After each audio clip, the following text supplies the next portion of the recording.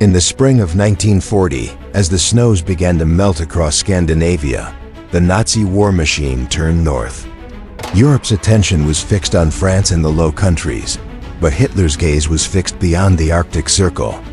What he envisioned was not a mere occupation, but a lightning conquest of an entire coastline, a campaign so bold it would rewrite the rules of modern warfare. The plan was codenamed Operation Weserübung, exercise on the Weser. It would mark the first combined air, sea, and land invasion in modern history, and it would unfold not on the plains of Europe but among the fjords, glaciers, and storm-lashed seas of Norway. The stakes could not have been higher. Whoever controlled Norway controlled the gateway to the Atlantic and the flow of Swedish iron that sustained the Reich's industry. By early 1940, the situation had reached a critical point. Germany relied heavily on Swedish iron ore to feed its steel mills. But in winter, the Baltic ports froze, forcing shipments through the Norwegian harbor of Narvik. British intelligence was well aware of this. Winston Churchill, newly appointed First Lord of the Admiralty, had proposed mining Norway's coastal waters to block the route and starve the German war machine. In response, Hitler decided to act first. The invasion plan was unprecedented in its scale and audacity. Germany would launch simultaneous assaults on 6 major Norwegian ports: Oslo, Kristiansand, Stavanger, Bergen, Trondheim, and Narvik, using a combination of paratroopers, warships, and transports. Nearly 120,000 troops would take part, supported by the Luftwaffe and the Kriegsmarine. To mask the operation, Hitler spread disinformation that his forces were protecting Norway from a British invasion. The deception worked, at least at first. On the night of April 8, 1940, as British warships began laying mines along the Norwegian coast, German convoys were already on the move, threading through stormy seas under cover of darkness. The invasion began at dawn the next day. In the fjords near Oslo, the heavy cruiser Blucher led the charge and paid the price. As it entered the narrows of the Oslofjord, hidden coastal batteries at Oscarsborg Fortress opened fire. 2 direct hits from torpedoes and heavy guns sent the Blucher to the bottom, taking over 1,000 men with it.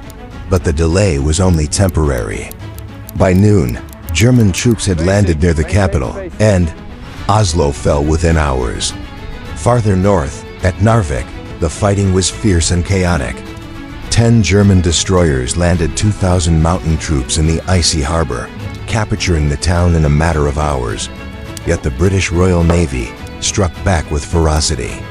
In 2 epic naval battles fought in Narvik Fjord, British destroyers under Admiral William Whitworth trapped and annihilated nearly the entire German flotilla. The fjord turned into a graveyard of steel, its waters filled with burning oil and sinking ships. For a brief moment, the Allies had the upper hand. But Hitler's northern gamble would not collapse so easily.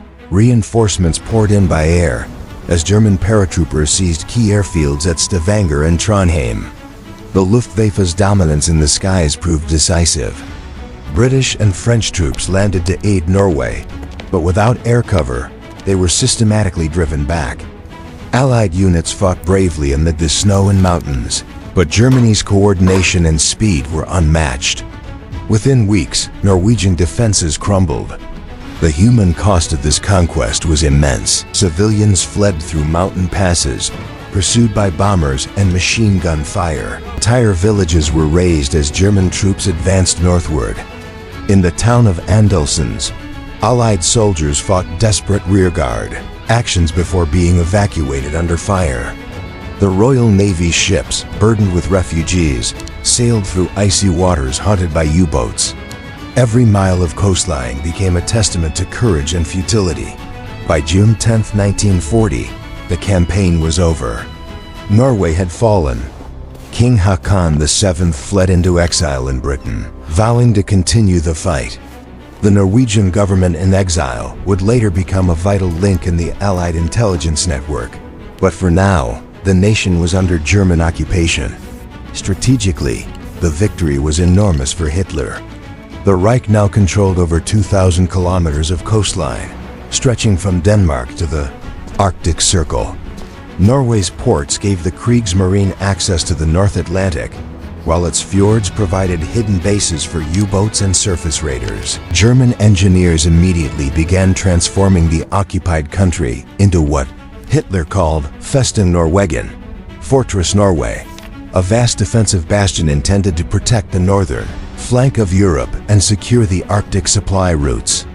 The success of Weserübung astonished even the German High Command. Never before had an amphibious operation of such complexity been carried out with so little preparation. It was a stunning demonstration of blitzkrieg by sea and a warning of what the Reich could achieve when it struck first. Yet the victory came at a heavy price. Half of the German Navy's destroyers were lost in the Narvik fjord. The Kriegsmarine surface fleet, already inferior to Britain's, would never fully recover. In many ways, the seeds of future naval defeat were sown in those icy waters. Still, the propaganda triumph was immense. German newsreels hailed the conquest as proof of Aryan mastery over the northern wilderness.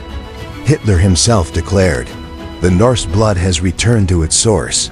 He was convinced that with Norway secured, the Reich had gained not just a strategic prize, but a spiritual one, a union of the Germanic North under one banner. Yet beneath the triumph lay a more complex reality. Norway was not pacified, it was occupied. Resistance would soon emerge. Networks of Norwegian patriots, British commandos, and allied agents who would turn the fjords and mountains into a theater of sabotage and espionage. The Arctic, once seen as a silent frontier, was about to become one of the most active and perilous arenas of the entire war. Operation Weserübung had opened the door. Beyond that door lay endless night, snow, and the long shadow of Hitler's ambition. The conquest of Norway was complete, but it was only the beginning of the war in the north. For now, the Reich had claimed the Arctic, but the Arctic had not yet surrendered.